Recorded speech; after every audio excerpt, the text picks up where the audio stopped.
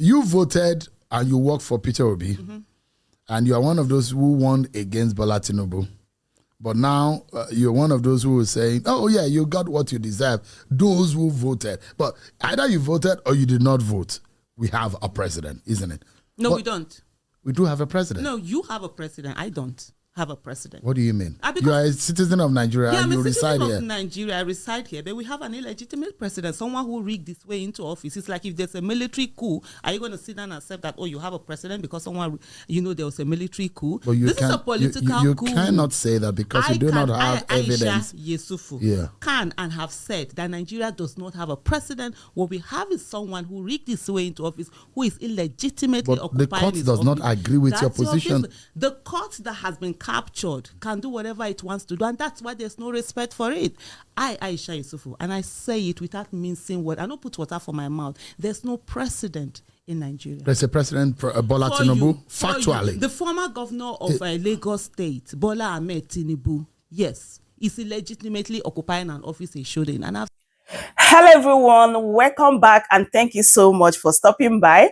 A very happy Sunday to you all. My people, come and here to like matters are rising. Aisha Yesufu carried by Boza enter studio with Shehu. You can't even believe what she said. You guys know that since ever Supreme Court declared Tinubu as Nigeria president, Aisha Yesufu has been consistent saying that Tinubu is not her president, that Nigeria does not have president. Here, she repeated it again. Not only that, she said that she will never allow Peter Obi to become anybody's running mate, not even Kwankwaso or Atiku. She really said a lot of things here, like this woman, she really get liver, my people. Just relax and listen to what Aisha Yesufu said in this particular interview. But before then, please, if today is your first time here and you haven't subscribed, please endeavor to do so. Give me a thumbs up, share the video as well so that other people will get the opportunity to watch as well. Thanks so much for doing so. Welcome to Chammercy News TV.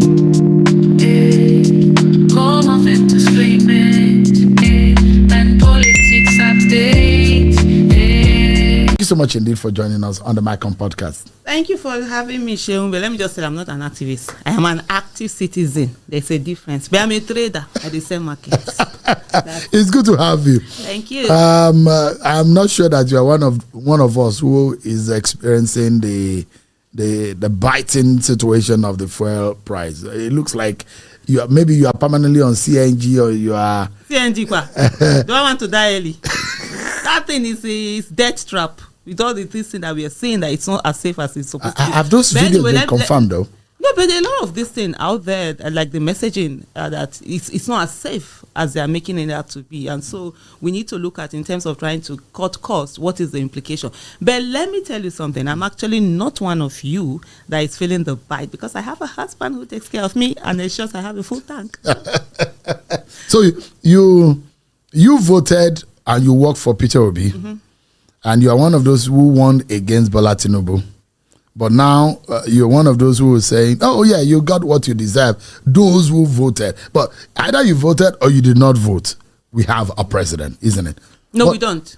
We do have a president. No, you have a president. I don't have a president. What do you mean? You are a citizen of Nigeria and you reside here. I'm a citizen of Nigeria. I reside here, but we have an illegitimate president, someone who rigged this way into office. It's like if there's a military coup, are you going to sit down and accept that, oh, you have a president because someone, there was a military coup? This is a political coup. You cannot say that because you do not have evidence. Aisha Yesufu can and have said that Nigeria does not have a president. What we have is someone who rigged this way into office, who is illegitimately occupying the court does not agree with your position. The court that has been captured can do whatever it wants to do, and that's why there's no respect for it. And that's why you have governors, coming out to thank a Tinubu when the judgment goes their way. So the fact that we have a captured judiciary and whatever, Aisha Yesufu, and I say it without mincing words. I don't put water for my mouth. There's no precedent in Nigeria. There's a precedent for Bola Tinubu, factually. The former governor of Lagos State, Bola Ahmed Tinubu,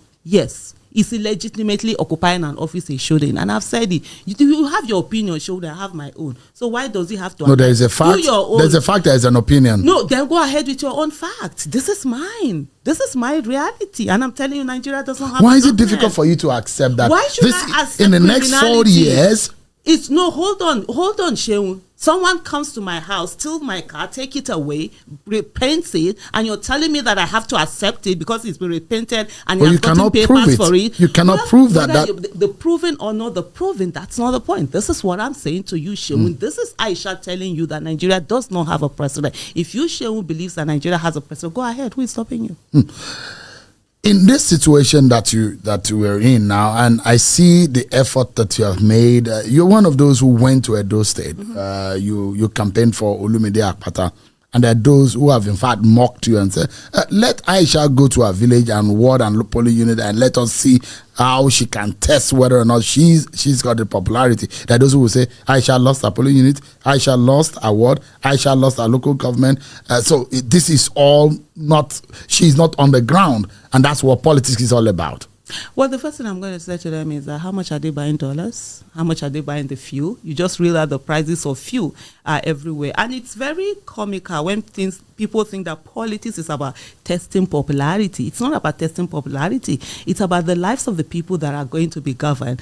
By the way, if we come back down to it, is the fact that I live in Abuja and I vote in Abuja. And I was very surprised. And I can tell you that there is nothing that APC supporters or PDP supporters cannot do, which is they manufactured a polling unit that I am from, what's this place again? Okbila. Well, I take it that if they feel that that's my polling unit, and I think they said 4 in my polling unit, but one of the things they don't realize is the fact that in 2019, I'm a person of conviction. I'm not interested in who wins or who doesn't win. I'm going to go with the candidate that I feel is the best. In 2019, I was the only person who voted for my candidate, Dr. Obi in my polling unit. And I stayed to 2 a.m. to defend that unit. And the following morning, I think around 10, or is it 10 or 12, I went down to the collation center to ensure that my vote was counted in. I'm a citizen of the Federal Republic of Nigeria. And when I put my finger up, they no born INEC for them to change that particular, whatever it is. They no born any talk or whatever it is to change it. And I've done my bit. And that particular one vote was counted. And I left that place with my head held high. It's not about, my candidate has to win. Or if my candidate doesn't, your own one. No, it's about what is that candidate going to give to Nigeria. And I tell you something. For me, I have said this repeatedly, and I'm going to repeat it here to start that. The 2023 election, if it's not about the outcome, it's about the process. If the process was free, fair, and credible, there was nothing to do with IREV and whatever, and the result came out the way the result is today, then everybody has to accept it. Whoever is voted in, if Nigeria decide to vote a goat as president, we always call that person the president. But when someone isn't voted for and the people rig their way in there, we must get to a place whereby political coup is taken the same way as military coup. We cannot have people come in, subvert the system. The result must not justify the means. No, it doesn't, because that's what we just had in Edo State. So if you say the election in 2023 was rigged, so the candidates you worked for, were those votes also rigged in his favor? No, it wasn't. So, and I will tell you how it goes. So the vote for Peter Obi was legitimate, but the ones in the same breath for the other candidate, Atiku and Tinubu, were rigged. Is that your position? So let me tell you, there were some rigging. Let me correct that. In Lagos, the margin with which he won was way more than what he was given. In Jos, in Plateau State, the same thing. We have Benue, a lot of those places. And let me tell you, it's not about whether I worked for or I did not work for. There's nothing like work for. I don't work for anyone. I work with people. And by the grace of God, I'm not going to work for anyone. I'll work with you, not for you. So you didn't work with Peter? I mean, I worked with him. You didn't work for him. So you didn't get paid for what? Why should I get paid? Who the heck has the money to pay me? No, people get paid for working in the president. Even in the US, people can. I have a big mouth, physically and figuratively, and I love to use my big mouth. And so because of that, I don't collect no dime from nobody. My NGO, I use my money. every this thing I've been part of, movement or whatever, I spend my own money. I don't touch nobody's money. Because you know the question. There are issues being raised about the campaign funding. We'll get to that, because there are those even pointing accusing finger that some of you have not been transparent enough into the funds that were put into your hands in that campaign. People have said. So when you say you did not benefit at all, there are those who will be in the corner and be laughing and say, "Oh, Aisha, they please." can laugh, and you know what? And that's why I have a very huge mouth, and I say to them, "Come out anywhere that Aisha has done anything of wrongdoing, bring it out." More Aisha Yesufu, I will call myself out. You know what they call process? One of the things that Nigerians don't understand is this thing about people standing and following the due process. And that's exactly what I did. Before we get there, let me go back to what I was saying to you, Sheun. On the issue of the fact that there was no transparency, IRF on the day of election, let's not forget February 25th, all of a sudden it didn't work. There were 3 elections on a particular day, and it didn't work for one of them, which was the presidency. Every result could be put in for the same place, the same time, everything for House of Representatives, for Senate, and all of that. And then you came to presidency, it wasn't working. You've seen what Rivers State have continuously said right now, where with the accusations going on, with the fight between Wike and Fubara going on, the people who helped in rigging that election coming out to say, this is what they do. Haven't you seen any of those videos? They've come out to say, this is how they rigged the election. For me, the issue is not whether who becomes the president, right? If Nigerians had actually voted for the former governor of Lagos, Bola Ahmed Tinubu, and he got there, well, you say that's what the people's choice is all about, and that's the beauty of democracy. People do whatever it is that their choice is their choice, and their vote to do that. But that wasn't what they did. There was a rigging, and we have a situation here that should worry every one of us. The fact that the burden of proof is not on INEC, that is conducting. And you've seen people who have taken us back. Our democracy has gone back to pre-Yaradua days with all the things. Having said that, coming back to the campaign funds. Just for a moment before you go there. Okay. So are you suggesting that we should amend our laws such that the burden of proof will now be on INEC? Absolutely. You conduct election. You were given the monies to do it. How come you're not the one? And you said the election you conducted was free, fair, and credible. Why is the burden of proof on the person who is saying that it isn't? You should come and show Nigerians, INEC should come and show Nigerians at every particular time that the money that was invested in them, everything that was given to them, and the constitutional duty, responsibility given to them to conduct a free, fair, and credible election, that they have done it. We have situations right now where even when INEC is called upon to bring materials, they don't bring it and they get away with it. Why are we having all of this? We have situations whereby the courts that has been captured, the judiciary is a joke. Nigerian judiciary is a joke. Is that fair? Joke. It's more than fair. Because there are those when it comes to corruption, who are upright in the judiciary, yes, and when they hear this, and you having the same brush to paint there's everyone. Something that surprises me a lot. Amongst my biggest fans and supporters, they are actually from the security and the judiciary. I'm always shocked because a good number of our judicial officials, they have been captured.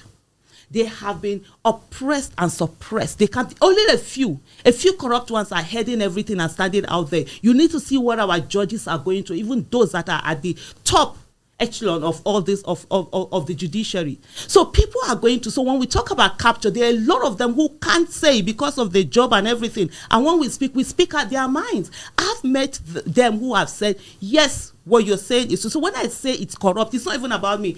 What is this now? I think Nigerian is the judiciary has been captured as the most corrupt.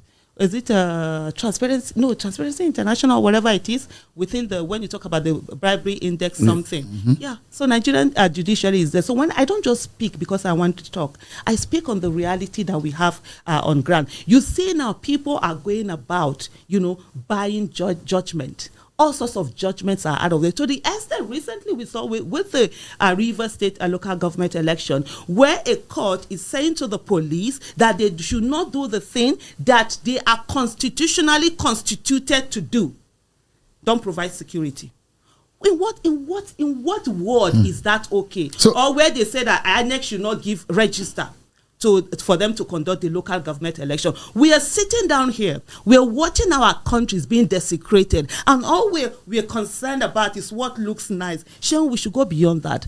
In the next 50 years or 100 years, you and I will not be here. And then what do the generation that are going to come after us, how are they going to see what we did with the Nigeria that we have today for them to have a better Nigeria than we did? Those are the questions that should worry us, not optics. Because our laws and in the common law system, it says that he who alleges must prove.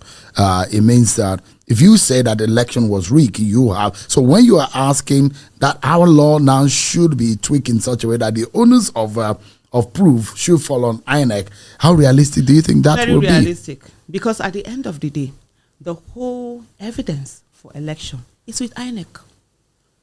Our laws, yes. Are you saying it's difficult for one to prove that the election was rigged? No, hold on. It is, because it depends on whatever the court is going to say. You can bring in the evidence. The court says to you, I'm not going to accept this evidence. Or it depends, even with the evidence that comes before the court decides what is going to accept and what is not going to accept at the end of the day. And sometimes people, hands are tied. Let me give you an example. If you're talking about, we have had countries, even with the US, where they will ask for a recount, a physical recount. First of all, INEC has the resources and everything to have all the result sheets. So if there's a problem that says this particular place, the result sheet is different, or like what we are having now, the registered and the accredited voters, the votes are now more than accredited voters. All you need to do is INEC bring all the materials which you're supposed to have, and let's have a recount.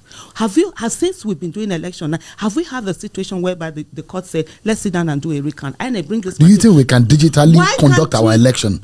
Such that the level of interface, human interaction with because that is where corruption usually comes. When you have too much of human interaction with the process. See, the thing, even with the digital, if they want to corrupt it, they will corrupt it. One of the things that we must do is not that we keep looking at, another method will be better. The one that we have right now, can we do it and make it work? And I said this to you, and that's why I said the burden of proof should be with INEC. INEC conducts election.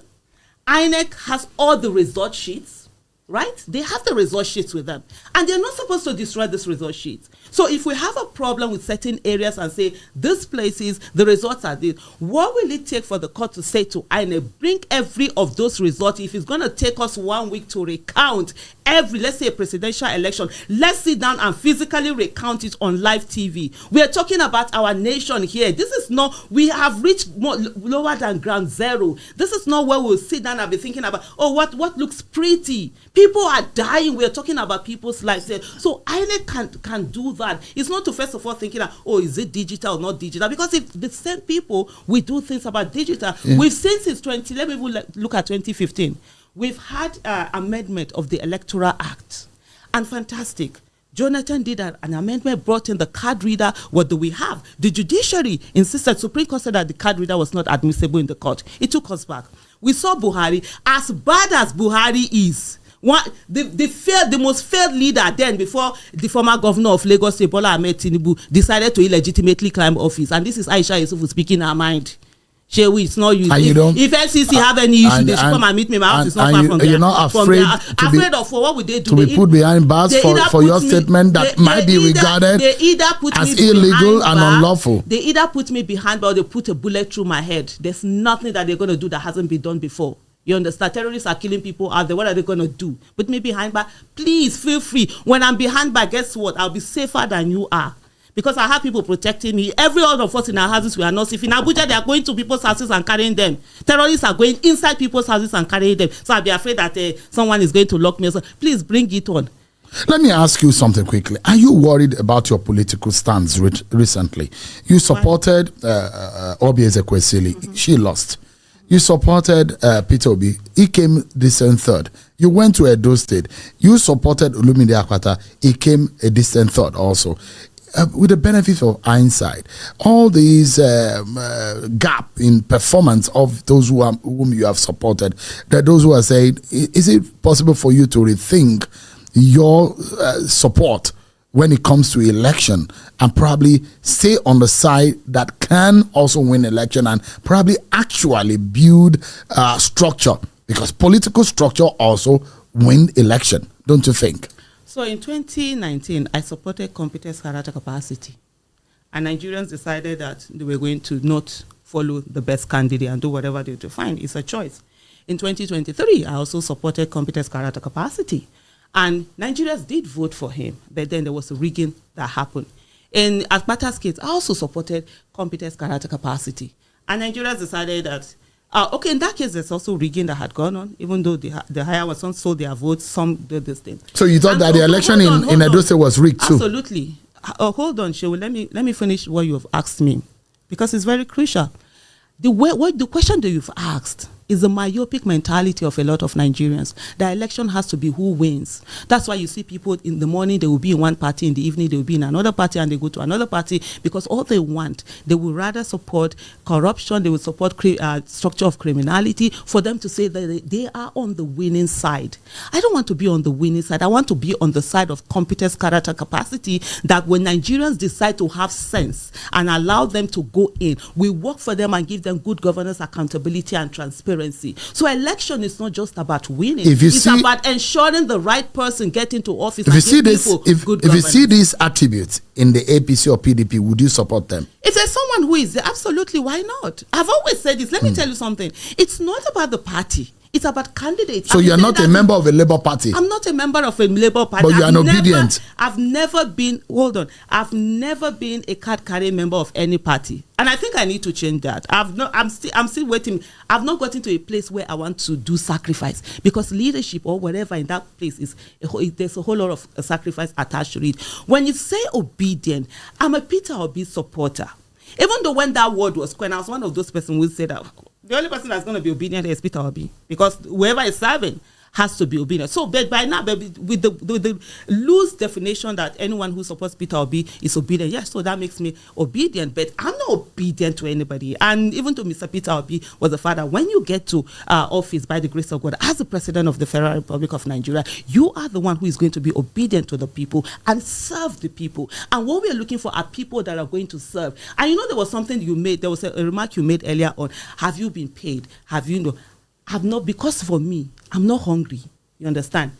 I'm like, I heard someone who said that, school fees will not pay itself. There are a lot of people who come from that mentality that school fees will not pay itself. So they are forced to either go with who they think will win, no matter how corrupt they are or whatever. I'm not in that place. I'm a trader. I build houses, I sell houses. I started trading in the year 2000. I used to go to Dubai to buy things and come here to sell. I've never worked for anyone. I have a master's in pharmaceutical microbiology. I got that since 2007. I started my master's in 2000. Long story, the school, of course, you know what, Nigeria. I wanted to have my PhD before I was 30. So I don't need to work for anybody. I don't need to earn salary. I live my life. I'm financially independent. I was 40 thanks to Mr. Yesufu too. Yeah, the man is doing a good job, isn't it? That place, I'm absolutely. We need to give him an award. Absolutely, oh my goodness, sweetheart, I love you. You know, I'm coming to that place where, for me, I worked on my financial independence before I started speaking on. So you're an independent woman. I'm a financially independent woman. I've been before I was 40. I grew up poor, where I would go to school in the morning without breakfast. Coming back home, I wasn't expecting lunch, and I saw how, because you are poor, you are. So you were born in poverty? I wasn't born in poverty. My father lost everything, and we became extremely poor. Within a twinkle of an eye, we lost everything. And I grew up in Kano, in a place called Kwanahodo, where it's deadly in a way that when other people hear we're from that place, they're afraid of us. Even up to today, you see, like the talks or whatever, I call it the Ajengule of Kano. And so saying that when you're So you were from the slum? I am. Wallahi, wallahi, tallahi, wow. Chow. I grew up in that place. And let me tell you something, Shehu. I saw where, because you're poor, you're faceless, nameless, and voiceless. And I grew up angry. And I didn't want to be faceless, nameless, and voiceless. So I didn't focus on Nigerian issue. Even though the first protest I did was in 1992, in my first year, my first semester in the university. I didn't talk on Nigerian issue until my 40th birthday. And what happened? On my 40th birthday, I realized that I had become the problem of Nigeria by my silence. And I decided I was going to start speaking. 4 months after, Chibok girls were abducted, and I came out to speak. So when I talk, And I say this here, when I dare anybody, living dead or alive, to say that I, Aisha Yesufu, have ever gone to your place to look for appointment, to look for contract, to look for whatever, I don't do it. I'm a trader. I buy, I sell, I distribute, I build houses, and I sell houses. I'm not forgetting my thought, but I will ask you about the funding and the issue. Absolutely. But just before I go there, there are those who say, and Kenneth Okonkwo has said that, look, 2023 is gone. But in 2027, Atiku, Tinubu, Peter Obi should step aside. Would you be supporting Peter Obi in 2027? Absolutely. Or you hold the view that they should step aside? You know, what I found strange about that statement, and I remember we had a long conversation with Kenneth Okonkwo. I called him out, like, on what basis was Atiku, Tinubu, and Peter Obi put on the same pedestal? Yes, or use the same bench, a paint or brush used on them. It might have made sense to him, and he has a right to his own opinion. It doesn't to me. I don't see in what capacity has that would that happen. And for me, Peter Obi is one person whom I know has the love and care for people. He has empathy. He feels what happens to the citizens. And he's someone that I see who wants to have a legacy. That's something that is important to me. I'm not looking for someone who gets to office, who doesn't care, who all he's thinking about is how do I take more money, how do I buy a private, more presidential jets for myself, more yacht, more whatever for myself, rather than how do I ensure my name that in the next, 100 years, 200 years, when they're talking about Nigeria, it's me. And this is someone that I know has the courage to take on the issue. Some people think that courage is by, when you just come out and talk and you can say this. And no, it's by putting yourself down there and saying those things that people are afraid to talk about. We know about oil theft. It's still going on in Nigeria. And there's one candidate who spoke about it repeatedly. And since after the election, it's almost as if nothing is being said about it. And you sit down with what he said about the oil cabal. This is someone who has the courage to stand and dare and go for it. There are those who will ask you, what has he done? What did he do that in Anambra State? Has he shown capacity in the past life? Let me finish my thought. You won't take a... We'll come to that. I'm here. Sure, if you want to do 10 hours, I'm not going anywhere. So calm down. Not the rush yourself. Not the respect yourself.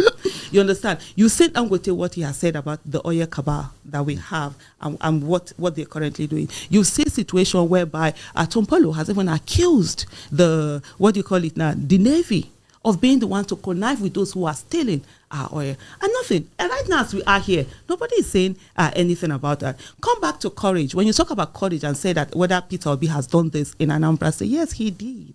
You saw what he did with the Ubas family? What's this other one? There was a whole lot of like exactly what we have in Nigeria. There was a hold in Anambra State where people felt that there are certain people who control the state and nothing could be done about it. And he came on and he stood. He won the election. The election was rigged. He went to the courts, you understand, to ensure that the right thing was done. And he stood for so many years. And one of the things that he always talk about is sometimes when he goes to that court, he used to go alone. Whereas the other ones are coming with their shoebi, they're dancing, they're drumming, they're going on. He stayed on, you understand. That in itself is courage. One of the things, you've not asked, but I'm going to ask you, one of the things that people, have said is the fact that, after the 2023 election, he could have said, is that people were doing our campaign.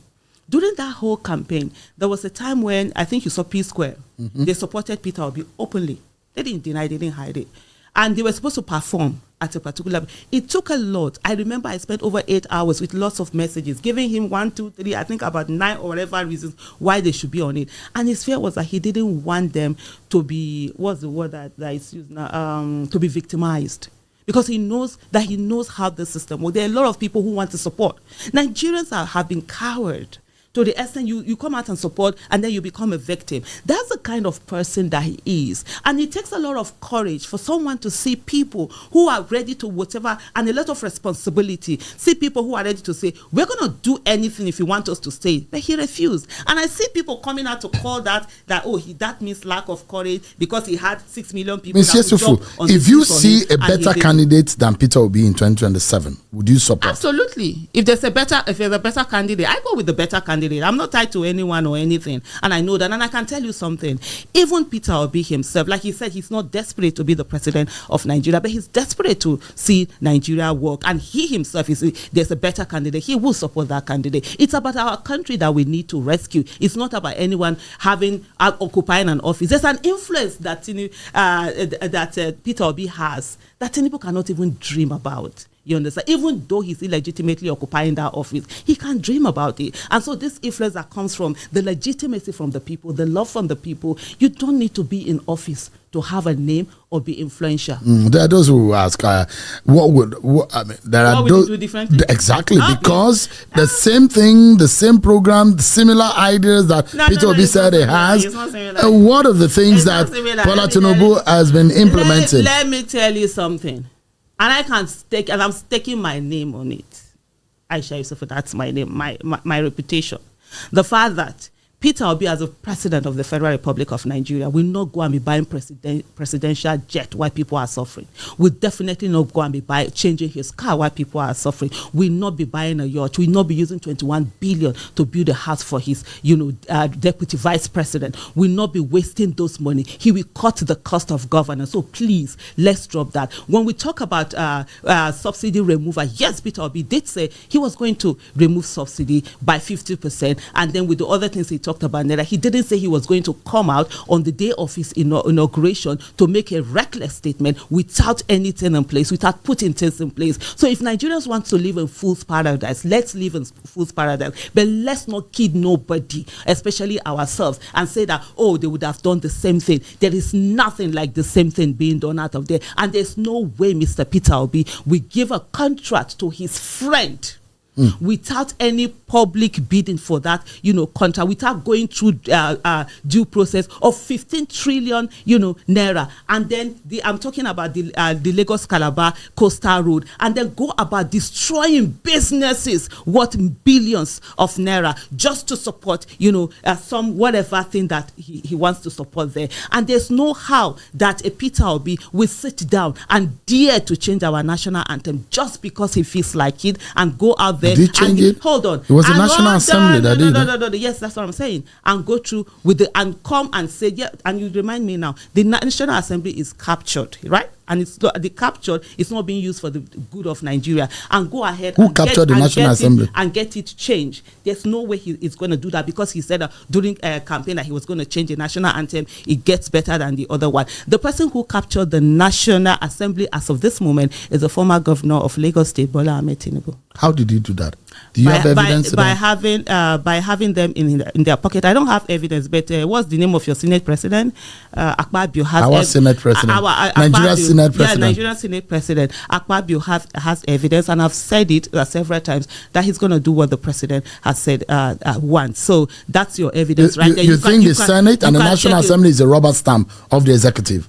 It's not a rubber stamp. It's worse than a rubber stamp. The rubber stamp was what we had during Ahmed Lawan, and you could still see a bit of trying to have a bit of independence. Right now, if anything was a rubber stamp, that's what they are. There's really literally as if there's nothing there. And you've seen a National Assembly where the two leadership of the National Assembly go out there and constantly defend the policies of the executive. And let me tell you something, Shehu. The legislative arm of government is the bedrock of democracy. Yeah, they have oversight function. They make laws. They approve, appointments of people. They ratify treaties and all of that. And they're supposed to hold the executive accountable on behalf of the people. But what we have with Akpabio Senate and the other persons, the House of Representative, this thing that we have, leadership that we have, is that they don't do any of this. What they do rather is to speak and defend the executive. And I tell you something. When you have the three arms of government, right, the executive is supposed to be the weakest. Yes, there's separation of power, but in its way, the executive is supposed to be the weakest of them. But you know what, in Nigeria, it happens to be the strongest because they have money. The other ones, the judiciary and the National Assembly and the legislative arm have turned themselves into slaves in Nigeria. And if you want me to tell your opinion is in their leadership. They're always doing the things that the executive wants. Let's ask you whether you can give us some transparency in some of the monies that have been put in your care. Yeah. Some dollars were being donated, were being given to the Labour Party campaign in donations for that election. What about the ones that? Which one are you aware of? The one I'm aware of is the Obi Dati campaign. That I was one of the signatories. How much went into that account? I think we got about 560 something million. If you want me, dollars.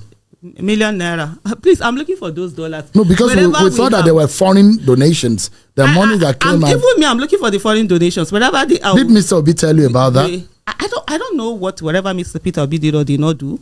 I know of the campaign that I was. And you were a signatory to its accounts. There are I think we had four bank accounts. You understand, that are out there that were put together. And if you want me, I can bring up the papers and then we go through the figures exactly, the way they were. So this and the last time when we did, I think it was it January or February when we did a public, statement, putting out the accounting of the statement of account. One of the things that Mr. Peter Obi did say was that for those who said there were millions of dollars that were donated to us, please let them come and show us where these donations are. We would like to get them. I'm interested in getting those billions, because elections will come on again and we need those monies that people have donated. But what I can tell you is that from the accounts that we sourced for funds from people, what we got was, if I'm not mistaken, it's about 560 something million naira.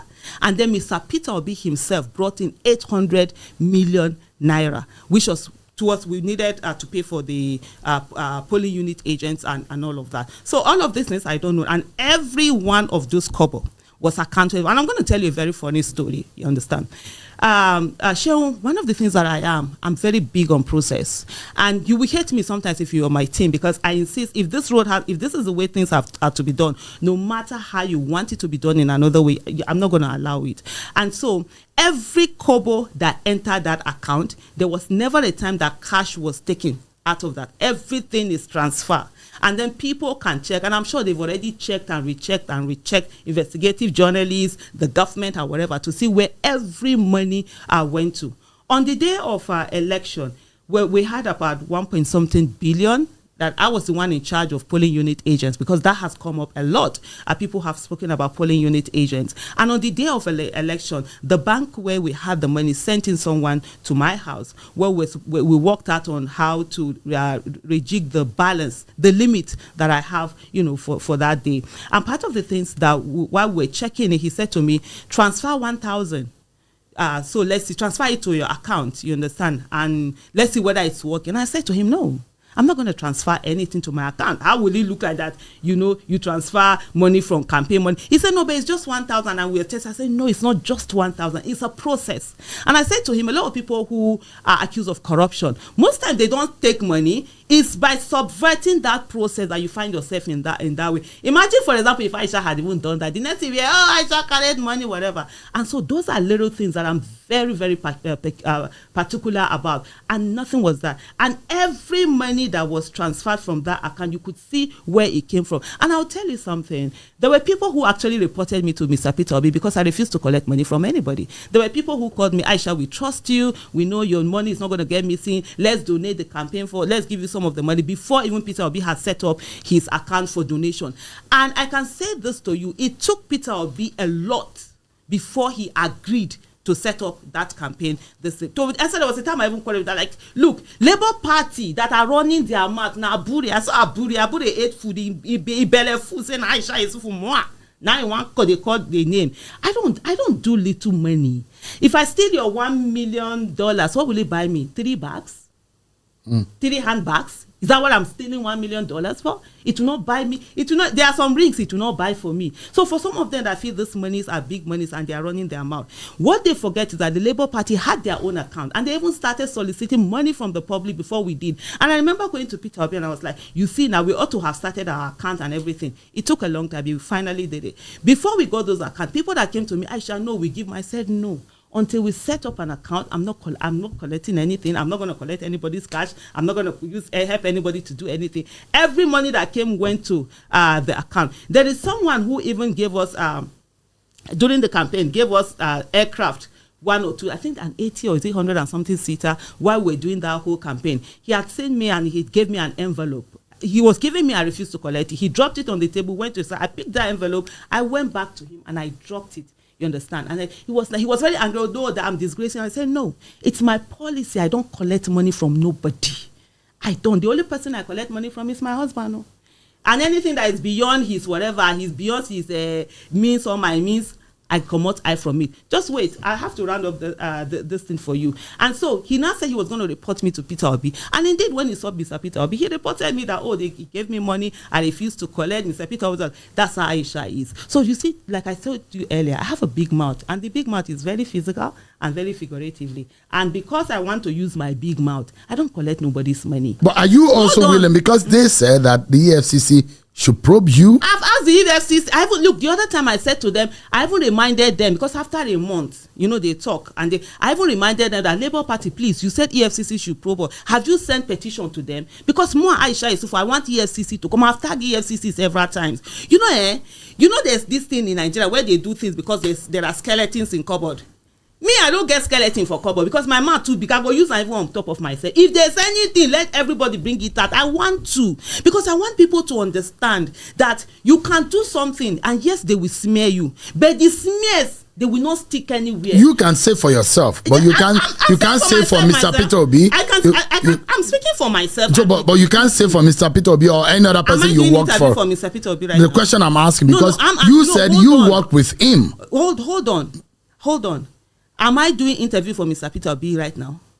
You said you work with him. Am I doing interview for Mr. Peter Obi right now? But you just said on this interview that you work with. My question, will not continue. No, you are having an interview with me. But the question is, no, I will get to your as question. Aisha Yesufu. Exactly. But Aisha Yesufu says she worked with Peter Obi. Okay. And I told you I worked with Peter Obi, and that was why I took care of a particular campaign, the campaign donation accounts for the public that he did. I was one of the signatories, and Peter Obi was not even a signatory.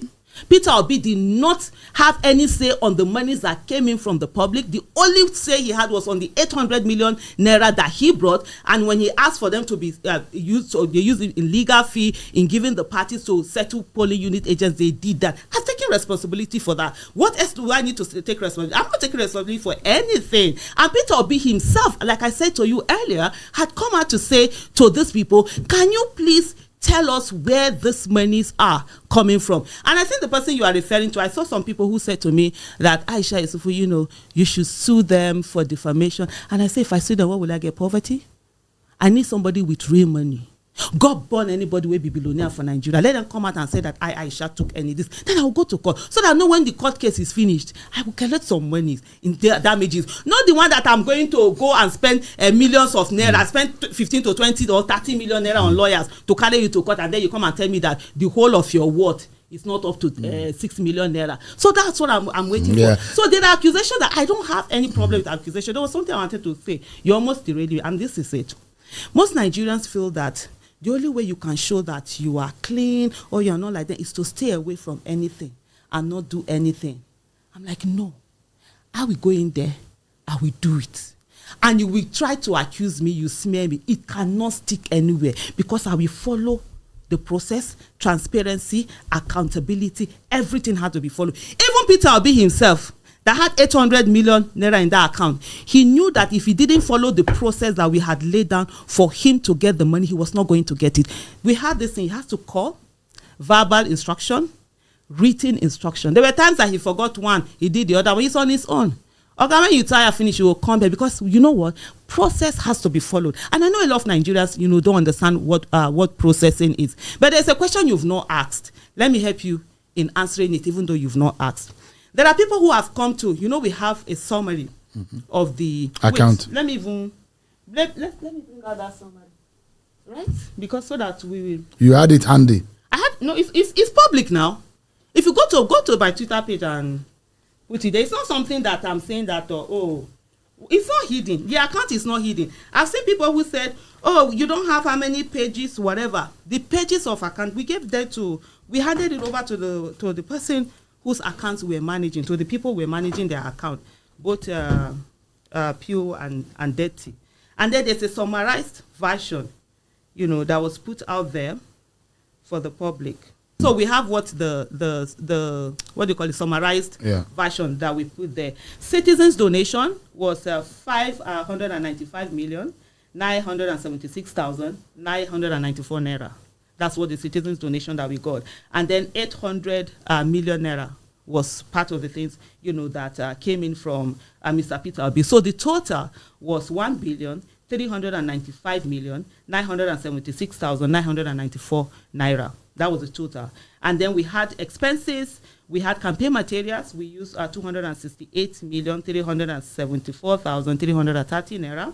Media and radio broadcasting, we used 16,422,867 naira. So what we did with the media, we're very focused. We didn't have huge pocket like other people, so we didn't focus on a TV adverts and go whatever. We did radios across the country.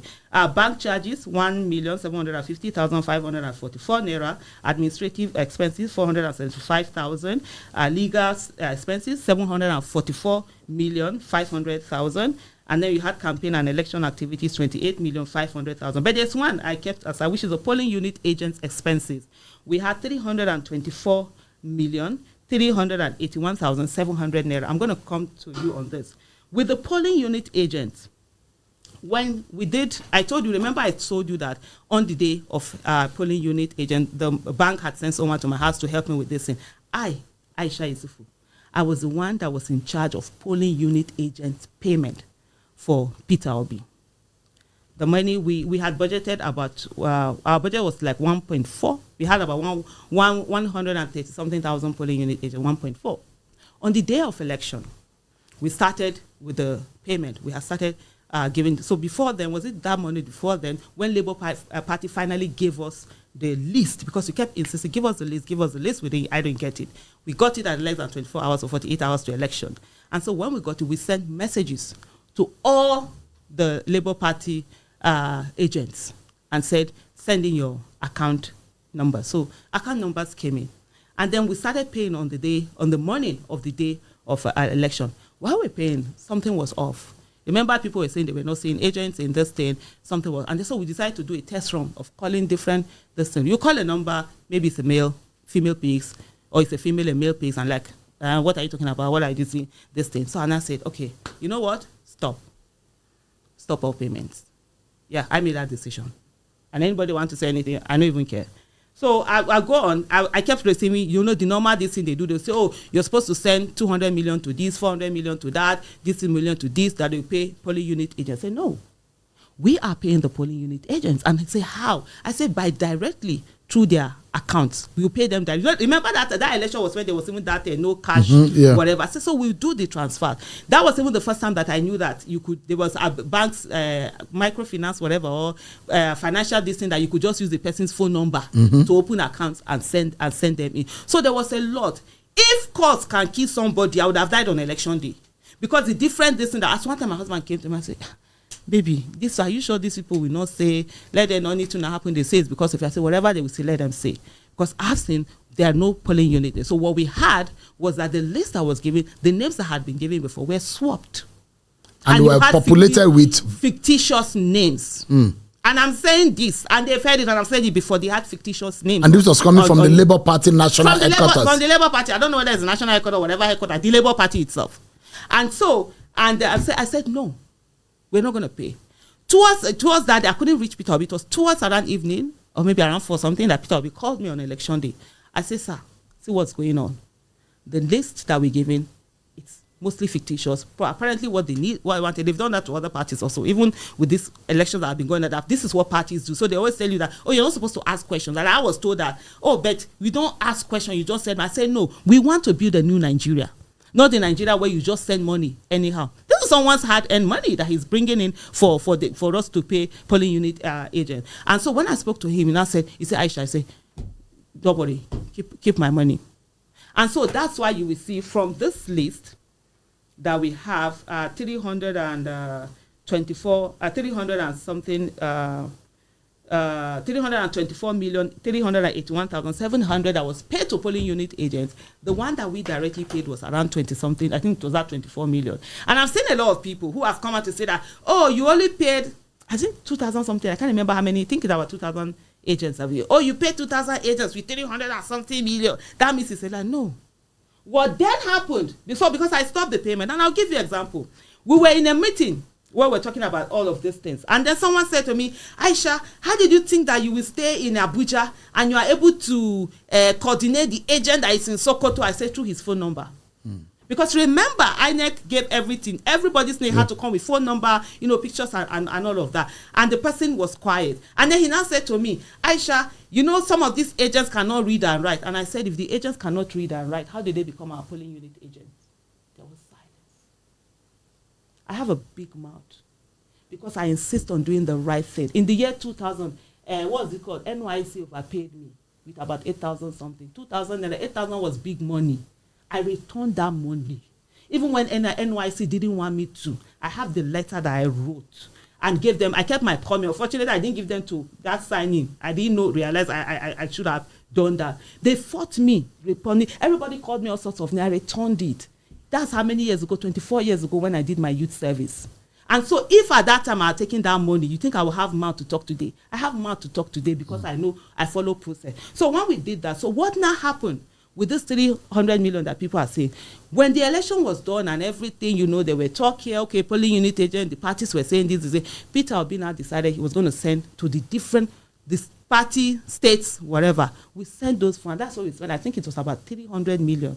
Yeah, I think that's 300 million that was sent to all of them to say, okay, settle the agents that did this thing. And so that was it. So some people that come out to say, oh, they only pay 2,000 with it. No, it's not.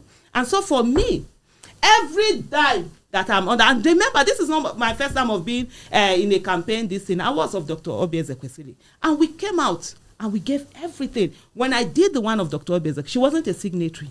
And we accounted for every dime. The same thing with Peter Obi. Peter Obi was not a signatory to that account that was collected. We accounted for every dime. I know Nigerians are not used to it. They are looking for people who are looking for millions from some politicians. Say, what's happened? But Mr. Peter Obi, one naira has never exchanged hands between me and him. He knows it. Let me ask you quickly, with what is happening in the Labour Party, because there must be a vehicle for the man you believe could get into office. Are you worried about that vehicle, the Labour Party, the leadership issue, and all of the mess that is going on? Does that hurt you in some way? I'm worried about the political classes in general, and this is something that has always happened, whether it's Labour Party, APC, PDP, whatever it is. There's always this tussle that happens. And for me, I always take responsibility of things. I don't wait and blaming, because if you blame other people, that means the solution can only be in those people's hands. But if you take responsibility, that means you will be able to now profile solutions. And one of the things I've always said is that we must join parties. I'm also as guilty. I haven't joined any party. And staying out of the way, we can't stay out of the way and say, oh, this is the way parties is going on. What is going on in Labour Party is disheartening.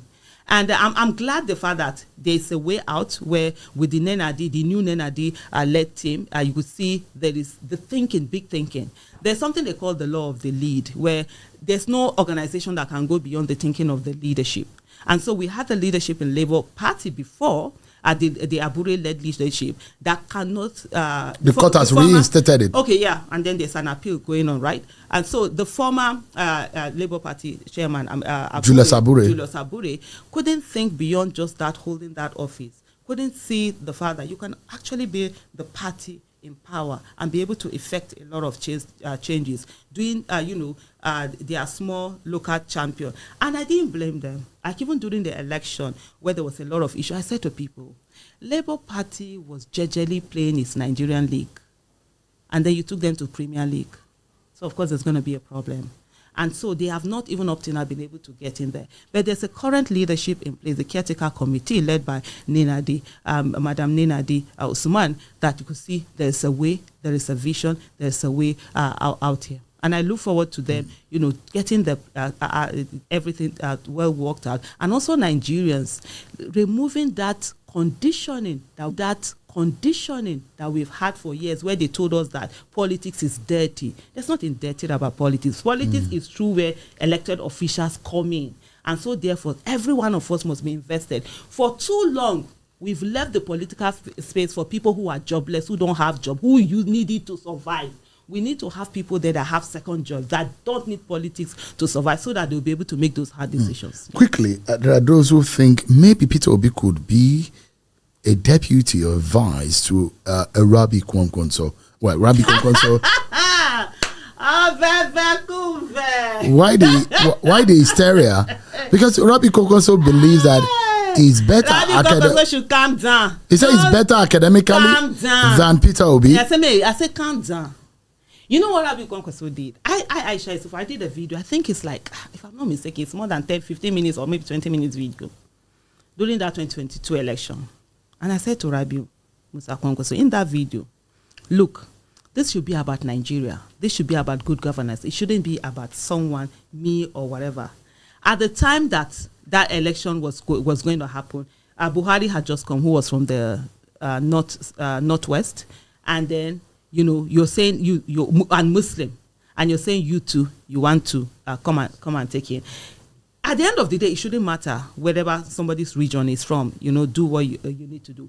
And in terms of geographical spread, Peter Obi had better geographical spread than Kwankwaso. At least even the election, the results that INEC finally decided, you can still say, but he didn't feel it. And I said, look, Biden was vice to Obama, even though Obama he was younger.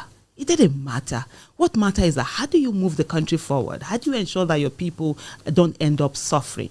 And then Kwankwaso felt that, he wanted to do it. And this, I saw one interview where he said he's a civil engineer. He's, how old did he say he was? He has a PhD. He has a PhD in engineering. A former minister, a former senator, a former governor. Don't you think those political and that profile maybe is towering than that of Mr. Peter Obi? You don't think Mr. Peter Obi could be a deputy to Kwankwaso going forward? If Mr. Peter Obi is a deputy to Kwankwaso, I can tell you that Aisha Yesufu, will work against that ticket in whatever capacity I can. That is legitimately and constitutionally allowed.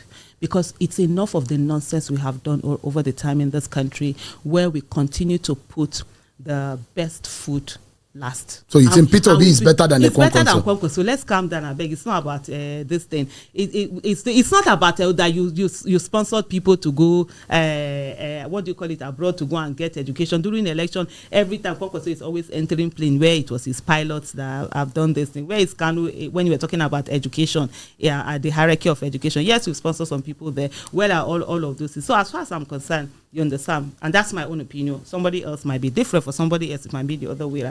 Peter Obi is way better. And we should not be in a place where we are putting, how do you put it? We're putting our best foot backward. If Peter Obi decides, to be a deputy, would you still support him? No, I said I'll work against you. Know the heresy they talk. No, even if it's not for Rabi Kwankwaso, if he deputizes, if he deputizes for anybody, whether Atiku anybody, more Aisha Yesufu, I will work for against them. He were.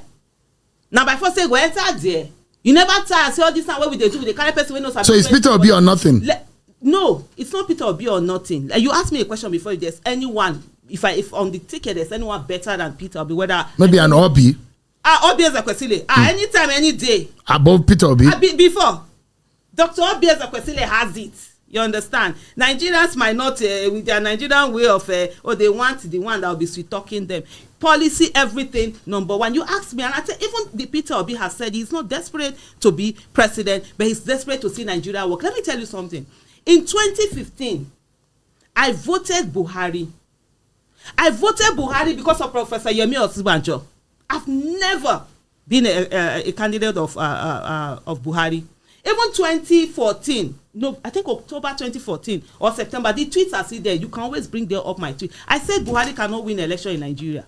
After what happened with the 2011, riots that happened, that he could have at least said a word. Not all them. It was all over the northern part of the country. Bauchi was where they killed those coppers. People were killed. I was living in Kaduna at that time, and I said he could have said a word to put a stop to it, which was the same thing that people wanted Peter Obi to have done in 2020. I said no, he's not going to do that. And then I said he can never. I didn't vote for Buhari in 2011.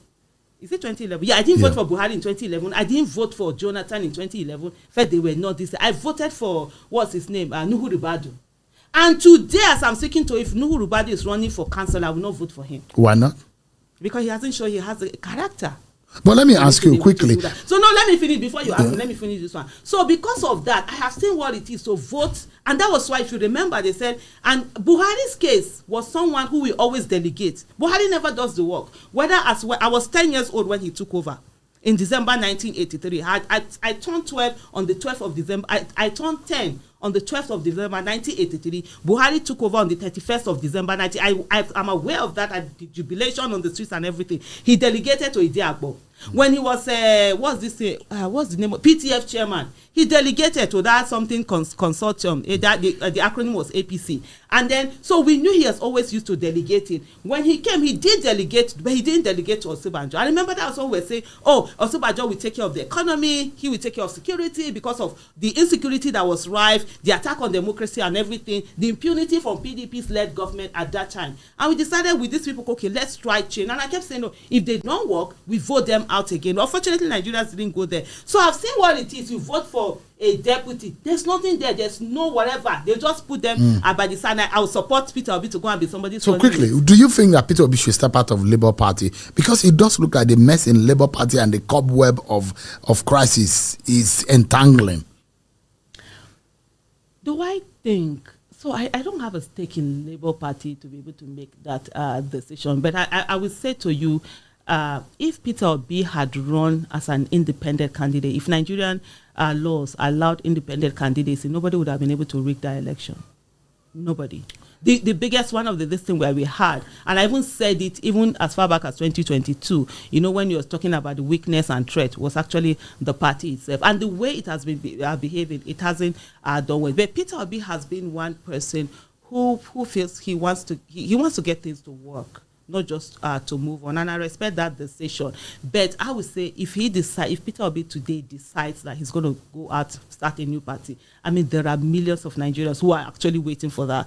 The Labour Party has sort of like been a threat or a weakness, should I say, in the whole thing. But we'll see how it goes. But at the end of the day, it's about the fact that he has remained the way he is. He has shown that he's not just a flash in a pan kind of a person, but he's staying on with the people, hearing the people, being the president that Nigerians voted for, and just they're giving hope to Nigerians that are fast losing hope. On a final note, as a Nigerian and someone who has a love of the country at heart, that though the government is saying, look, some of our policies may bring some immediate hardship, but in the long run, it will benefit the people. And they make comparison of countries in the world where policies have gone in this direction. What kind of hope message are you able to give Nigerians today as to how great our country could be, and in the present situation, the kind of perseverance they should be able to muscle?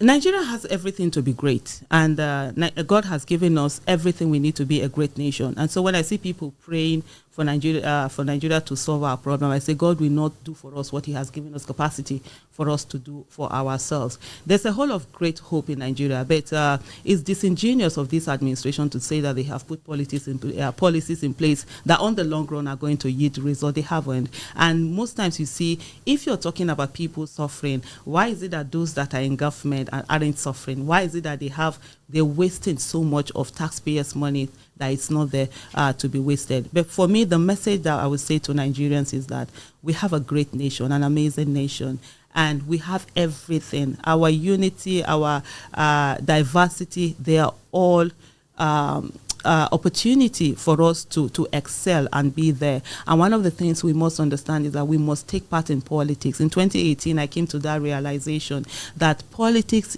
must be everybody's business. And like Dr. Obi Ezekwesili has repeatedly said, that we must fix politics to fix Nigeria, because that is where the people who are going to govern us, come in. And one of the things we must do is to forget about, our differences in terms of religion, in terms of tribe, gender, age, and all of that, and focus on the fact that we need to have accountability, transparency, and good governance, and to get ourselves going. And on the final note, I will say to every Nigerian that, look, if you go to any part of Nigeria and you take away the dressing and you take away the language, we all look similar. The air of poverty is the same. The untarred roads, the fact that access to good quality education is dependent on the economic status of one's family, the fact that we don't have good healthcare services, the fact that there's a lot of unemployment, the fact that, roads aren't good, people are suffering. So those are things that unite us. Why don't we unite and solve all of these problems and have a great nation? Then we can ask ourselves, who are we? Thank you. Miss Aisha Yesufu, thank you so much. It's always a pleasure talking to you, albeit sometimes we disagree because